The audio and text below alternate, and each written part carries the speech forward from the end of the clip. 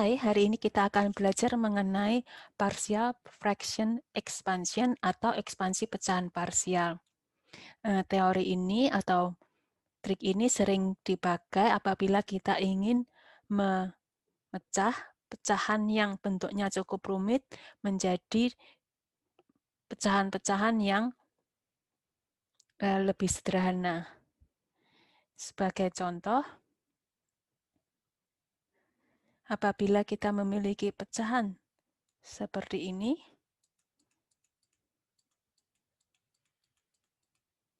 kita bisa memecahkan pecahan ini menjadi dua buah pecahan yang lebih sederhana.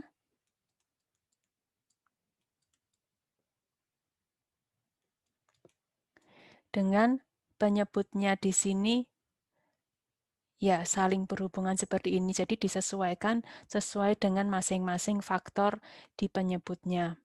Lalu kita yang bagian atas kita ingin memilih sebuah konstanta atau sebuah angka yang bisa membuat kedua pecahan ini menjadi sama. Jadi apabila kita ingin memecahkan penyelesaian dari ekspansi pecahan parsial, pada dasarnya kita ingin mencari berapakah nilai A dan B di sini yang memenuhi persamaan ini. Teknik ini sering dipakai apabila kita mengerjakan suatu integral atau apabila kita belajar mengenai suatu transformasi, misalnya Fourier atau Laplace. Nah, ada berbagai jenis cara untuk menyelesaikan atau mencari angka dari A dan B di sini. Namun pada hari ini saya akan menerangkan cara yang saya paling sering pakai dan paling nyaman untuk saya. Jadi pertama-tama, ini penyebut kita samakan dulu dari dua buah suku tersebut. Lalu bagian pembilangnya kita sesuaikan.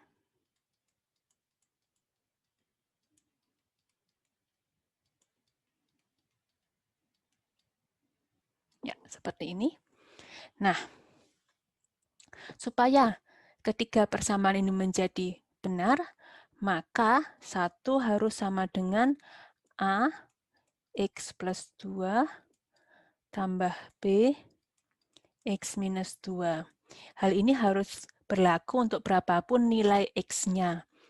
Jadi untuk mencari berapa A dan B-nya, kita bisa pilih saja nilai X sembarang, kemudian dengan menyelesaikannya kita bisa mencari A dan B-nya. Misalnya, di sini kita pilih X sama dengan minus 2, maka 1 sama dengan A kali minus 2 plus 2, berarti bagian ini menjadi 0, jadi 1 sama dengan B kali minus 4. Atau dalam hal ini kita bisa tahu langsung bahwa B adalah minus 1/4. Bila kita pilih X yang lain, misalnya X sama dengan 2, maka 1 sama dengan A kali 4, dan A sama dengan 1/4. Dari hal ini kita bisa mengetahui bahwa pecahan yang berbentuk seperti ini itu equal atau sama dengan 1/4 X minus 2 dikurangi 1/4 X plus 2. Nah, demikian contoh yang cukup mudah untuk dikerjakan dengan menggunakan ekspansi pecahan parsial. Contoh yang lain adalah misalnya kita mempunyai pecahan yang cukup rumit, X plus 1 berarti bagian penyebutnya bukan hanya sebuah angka, lalu bagian pembilangnya bukan hanya sebuah angka, lalu bagian penyebutnya terdiri dari 3 buah faktor. Untuk hal ini, kita pecah menjadi 3 bagian, 3 buah suku, lalu kita sesuaikan penyebutnya. Karena terdapat 3 buah suku, maka kita juga membutuhkan 3 buah konstanta atau angka. Nah, ini bisa kita samakan penyebut.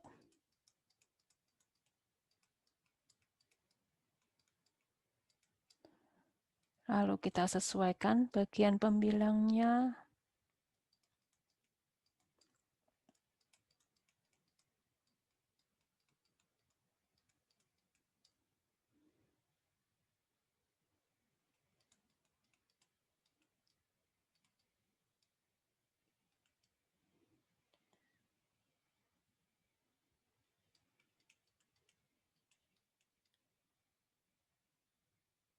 Ya.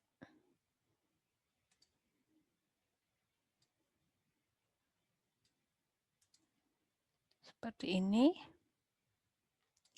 Kemudian, X plus 1 harus sama dengan bagian pembilangnya untuk berapapun nilai X-nya.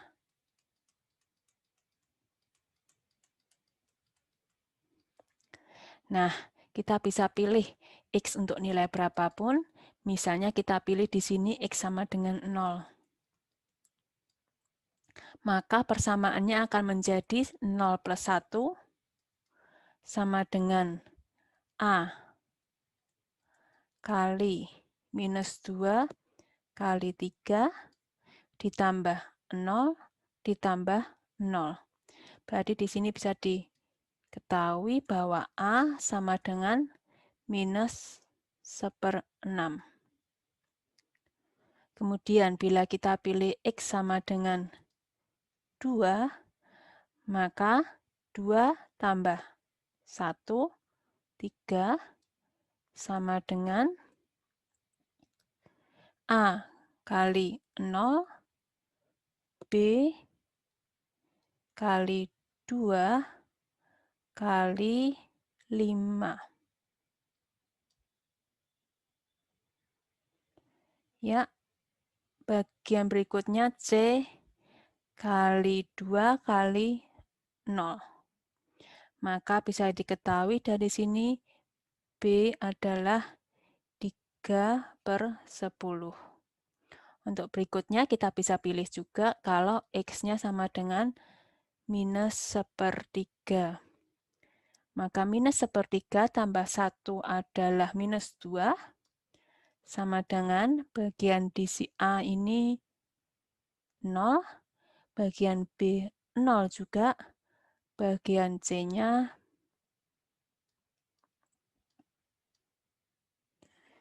minus 3, minus 2, minus 5, sehingga dapat diketahui C sama dengan 2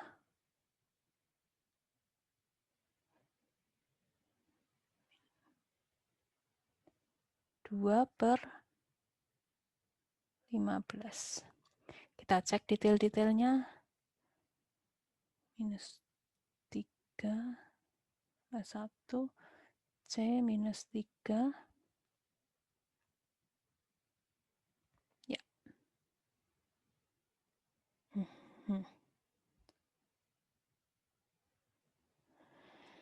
Ya, dengan demikian kita sudah mendapatkan A, B, dan C-nya.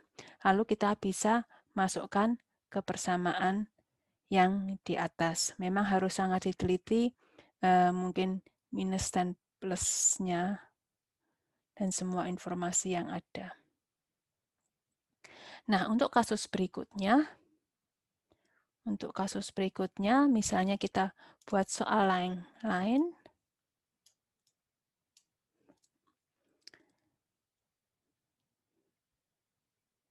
Misalkan kita pilih X 3X plus 5 dibagi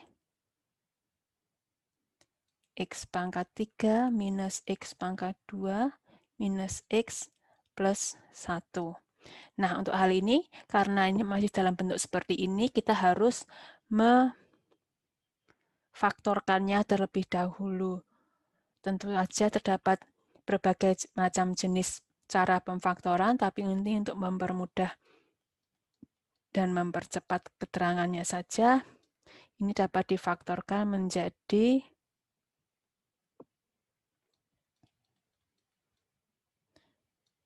X plus 1,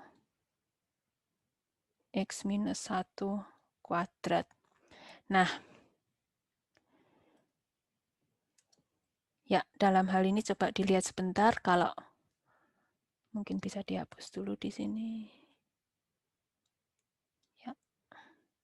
Kita bisa dilihat sebentar di sini, X minus 1 kuadrat adalah A minus 2A kuadrat minus 2AB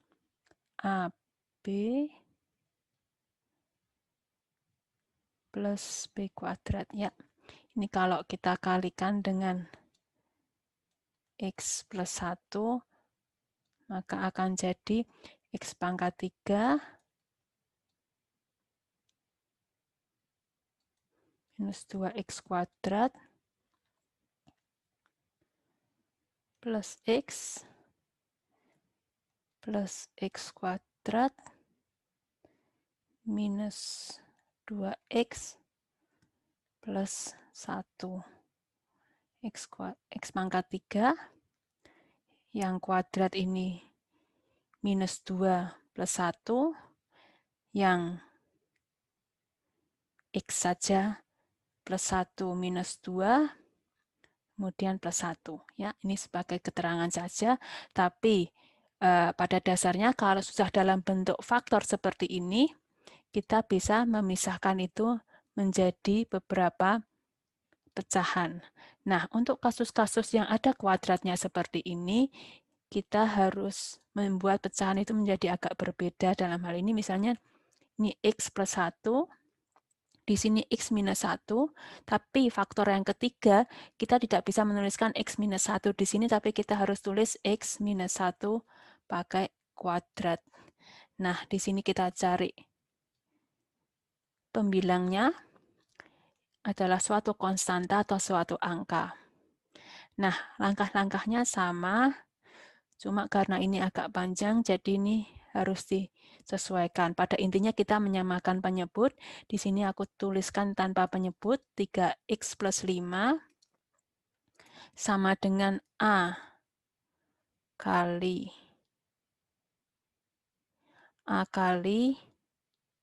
X minus 1 kuadrat plus B kali X plus 1 X minus 1 tambah C kali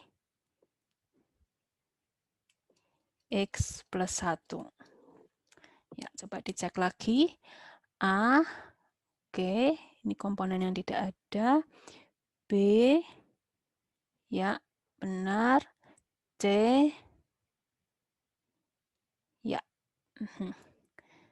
Nah, kita bisa masukkan X untuk nilai berapapun dan ini persamaan harus berlaku.